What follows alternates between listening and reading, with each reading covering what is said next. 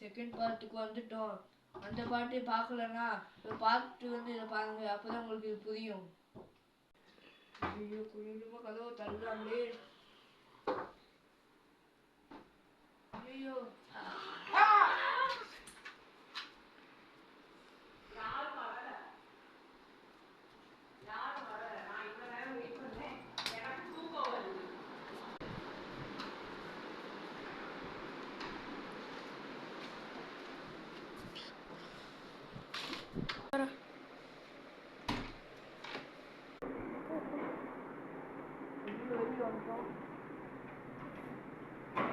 ரெண்டு ஜாம்பி நிற்குது.